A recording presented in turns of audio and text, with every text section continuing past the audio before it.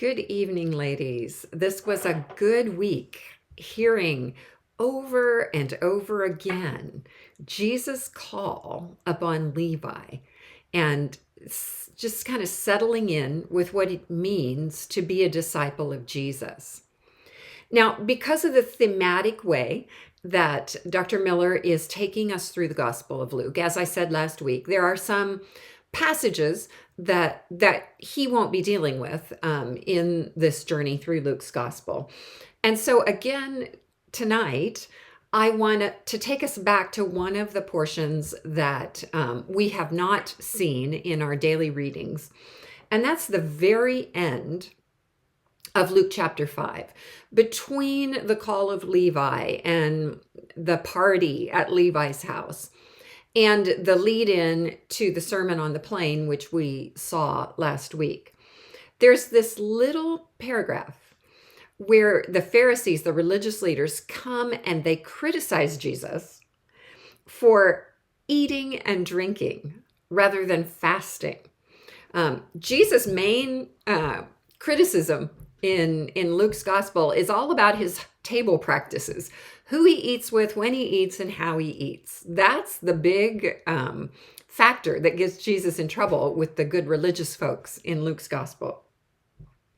But Jesus tells them that something new is here and that their old paradigms are not sufficient for containing and receiving the newness. At the very end of verses 33 through 39, Jesus says this: "No one puts new wine into old wineskins. Otherwise, the new wine will burst the skins and will be spilled, and the skins will be destroyed." In other words, both the wine and the wineskins will end up being useless and will be lost. So wineskins were made out of leather. And for those of you that have ever had a ball glove, you know that as leather ages, unless it's taken care of and oiled and softened up, it gets hard and brittle and easily broken. And Jesus is saying that his presence and his message and his kingdom are something new and vital and vibrant. What happens to new wine? It ferments, it bubbles, it expands.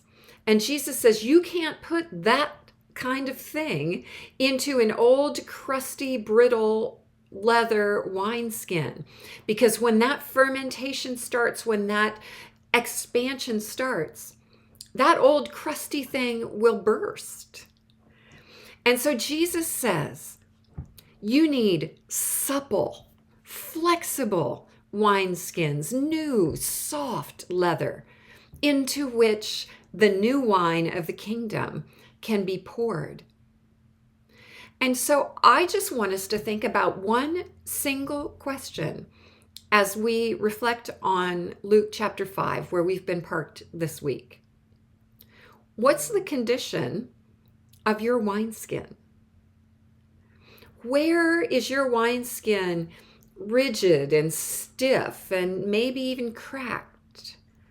And where does it need to be replaced with something supple and flexible, capable of receiving the vibrant, pulsating message of the kingdom and the vibrant, pulsating presence of Jesus through his Holy Spirit? That's all we really need to reflect on tonight. I ask you again, what's the condition of your wineskin?